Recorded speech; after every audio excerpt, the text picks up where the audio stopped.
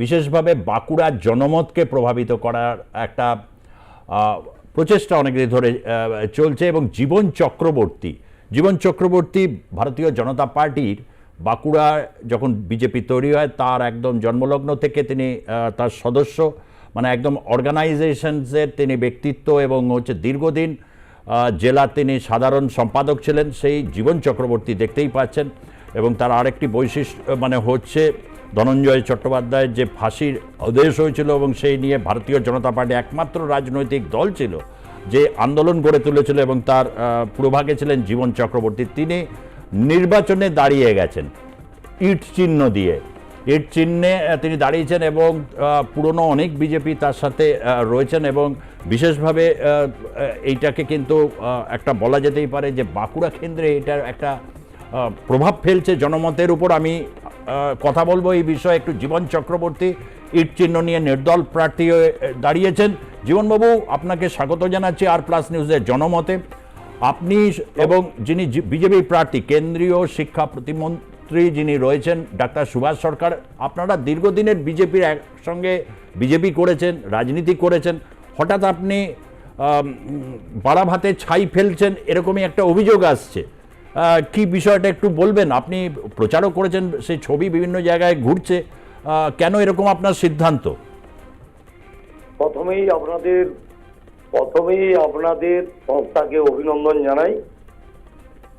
আপনাদের মাধ্যমে যে সকল জনসাধারণ আমার বক্তব্য শুনছেন তাদেরকেও অভিনন্দন।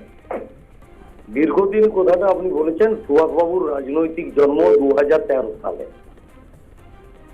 আমাদের একটা অরাজনৈতিক সংগঠন আছে, রাষ্ট্রীয় স্বয়ংসেবক সংঘ, এবং অখিল ভারতীয় বিদ্যার্থী পরিষদ যে আছে সেই ছাত্র সংগঠন উনি করতেন।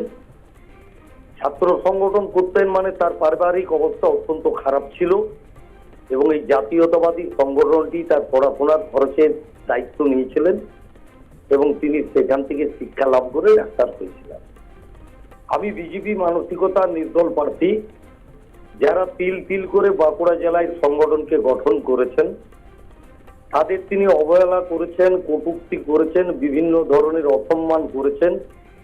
আর 7টি বিধানসভার দায়িত্বশীল কার্যকর্তা বন্ধুরা আমাকে অনুরোধ করেছেন এই অসম্মানের প্রতিবাদের প্রতীক হিসাবে দাঁড়াতে।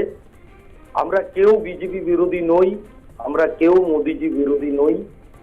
আমরা পরিষ্কারভাবে ঘোষণা করেছি, যারা মোদিজির বিরোধী, যারা বিজেপি বিরোধী, তারা দয়া করে আমাকে ভোট দেবেন না।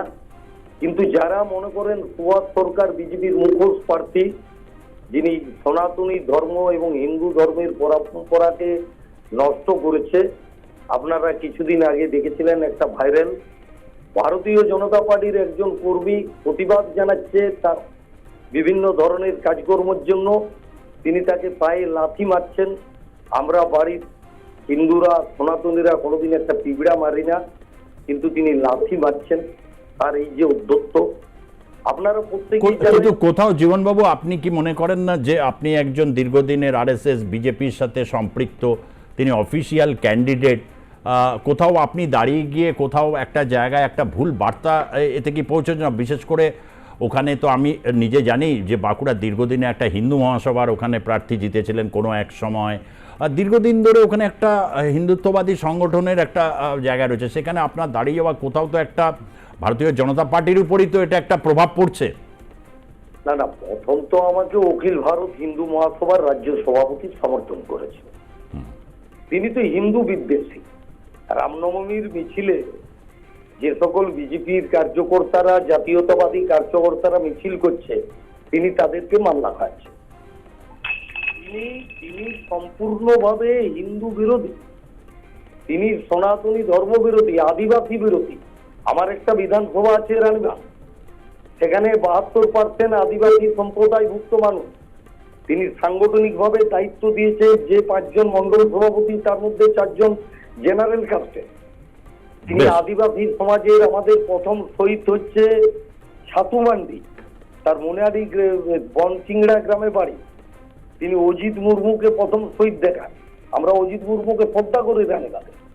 তিনি বিজেপির ইতিহাস ভুলিয়ে দিতে চান। তিনি ধন্যবাদ বোঝাতে- ধন্যবাদ জীবনবাবু, আমরা আপনার সঙ্গে কথা বললাম। আমরা অবশ্যই বাঁকুড়া নিয়ে 4 তারিখে যে ফলাফল আসবে, অবশ্যই পরবর্তী অধ্যায়ে আপনার সাথে আবারও সংযোগ স্থাপিত হবে। আপাতত ধন্যবাদ আপনাকে।